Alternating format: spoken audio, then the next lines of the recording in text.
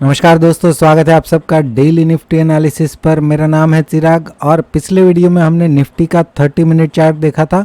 उसमें हमने समझा था कि यहाँ से जो बाउंस है, अगर ये इम्पल्स हमने काउंटिंग दिया था 1 2 3 4 और 5 हमें यहाँ पे कंप्लीट लग रहा था और हमने इस पूरे बाउंस का रिट्रेसमेंट निकाला था 23 से लेके 61% और इस रेंज में हम एक करेक्टिव डिक्लाइन एक्सपेक्ट कर रहे थे और उसके बाद फिर से यहाँ से बाउंस ये कर सकता है, ऐसा हमने पिछले वीडियो में डिस्कस किया था।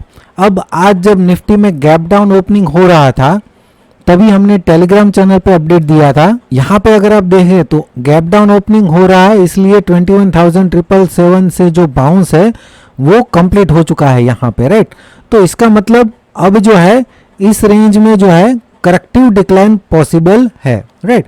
अब ध्यान से समझिए, करेक्टिव डिक्लाइन हम एक्सपेक्ट कर रहे हैं, इसका मतलब क्या हुआ कि यहाँ से ये जो है ये ए हो सकता है, बी हो सकता है, सी हो सकता है, या फिर ए बी सी ऐसा हो सकता है, या फिर ए बी सी ये फ्लैट 3 3 5 इस तरीके से हो सकता है। करेक्टिव पैटर्न कोई भी हो सकता है, 5 टाइप के करेक्टिव पैटर्न है, उसमें से कोई भी टाइप से इस रेंज में हमें एक करेक्टिव डिक्लाइन देखने को मिल सकता है। तो इसका मतलब ये हुआ कि अभी यहाँ पे इम्पल्स कंप्लीट होने के बाद यहाँ से करेक्टिव पैटर्न शुरू हुआ है। तो करेक्टिव पैटर्न की पर्सनालिटी कैसी है, वो बहुत ही कॉम्प्लेक्स पैटर्न होती है जहाँ पे अपसाइड डाउनसाइड दोनों तरीके के मूवमेंट हो सकते हैं, जो आज हमें देखने को भी मिले, राइट। यहाँ पे अगर हम देखें तो ये गैप डाउन हुआ, ये 23% को टच किया और वहीं से शार्प बाउंस कर गया और उसके बाद फिर से एक शार्प डिक्लाइन करेक्टिव और फिर से यहाँ से एक बाउंस हमें इंपल्सिव देखने को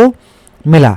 तो यहाँ से जब ये मूवमेंट हो रहा था, बहुत ही एबनॉर्मल मूवमेंट था, क्योंकि हम इस रेंज में करेक्टिव डिक्लाइन एक्सपेक्ट कर रहे थे। करेक्टिव डिक्लाइन कोई किसी भी तरीके का हो सकता है, यहाँ पे हमें लग रहा है कि ये इरेगुलर करेक्शन टाइप का पैटर्न बन रहा है। जब यहाँ से ये बाउंस कर रहा था तब हमने टेलीग्राम चैनल पे भी ये ऑलरेडी शेयर कर दिया था। यहाँ पे अगर आप देखें तो ये टेलीग्राम चैनल पे हमने शेयर किया था कि इस रेंज में जो है ये वेव सी कंप्लीट हो सकता है। यहाँ से जो बाउंस था ये ए बी और सी के अंदर 1 2 3 4 और इस रेंज में ये वेव सी कंप्लीट कर सकता है और इसी रेंज में इसने एक हाई बनाया और वहाँ से स्लाइटली एक हमें रिट्रेसमेंट भी देखने को मिल चुका है। यहाँ पे अगर हम देखें तो ये सी बना के फिर ये डिक्लाइन थोड़ा सा नीचे हुआ है। तो अब ये सी का हमने रिट्रेसमेंट निकाला है 23 to 38%। अब ये 38% को ब्रेक करता है, इसका मतलब ये इरेगुलर यहाँ पे ये ए और ये बी बन चुका है और फिर से यहाँ से डिक्लाइन हमें देखने को मिल सकता है। अब इरेगुलर करेक्शन बनता क्यों है, जिन लोगों ने कोर्स में समझा है उनको पता है कि यहाँ पे बायस जो है बहुत ही ज़्यादा पॉजिटिव है। मेरे ख्याल से ये इलेक्शन को लेके ज़्यादातर लोग जो है वो मार्केट में पॉजिटिव है। तो ये जो सडन वी शेप रिकवरी थी वो ज़्यादातर लोग जो है वो मिस कर चुके हैं, क्योंकि उससे पहले का जो फॉल था वो भी उतना ही शार्प था, राइट। तो यहाँ पे ज़्यादातर लोगों को कॉन्फिडेंस नहीं होगा बाइंग में और ये शार्प रिकवरी में बहुत सारे लोग जो है वो अपॉर्चुनिटी मिस कर चुके हैं। तो जैसे ही मार्केट गिरता है वो लोग ये मिस नहीं करना चाहते रैली और यहाँ से बाउंस जो है होता रहता है, राइट। तो एक्चुअल में ये करेक्टिव पैटर्न इस रेंज में कंप्लीट होनी थी, लेकिन क्योंकि लोग ये रैली मिस कर चुके हैं तो वो आगे का मूव जो है वो मिस नहीं करना चाहते, इसलिए बाइंग जो है जल्दी से आ जाती है और उसी चक्कर में इरेगुलर करेक्शन बनते हैं, जो कि इंडिकेट करते हैं और भी ज़्यादा पॉजिटिविटी, राइट। तो अभी अगर यहाँ से डिक्लाइन होता भी है तो ये इरेगुलर करेक्शन का पार्ट होगा और यहाँ से ये करेक्टिव पैटर्न ए बी और सी बनने के बाद फिर से यहाँ से मार्केट तो ऊपर ही जाने की पॉसिबिलिटी दिखा रहा है, क्योंकि ये इरेगुलर करेक्शन की पॉसिबिलिटी बन जाती है, राइट। तो अभी इसके नीचे अगर ट्रेड करता है तो फिर से यहाँ से हमें एक डिक्लाइन इस रेंज में देखने को मिल सकता है। उस रेंज में एक करेक्टिव मूव कंप्लीट होने के बाद ये पूरा करेक्शन जो है कंप्लीट होने के बाद यहाँ से फिर से हमें बाउंस देखने को मिल सकता है।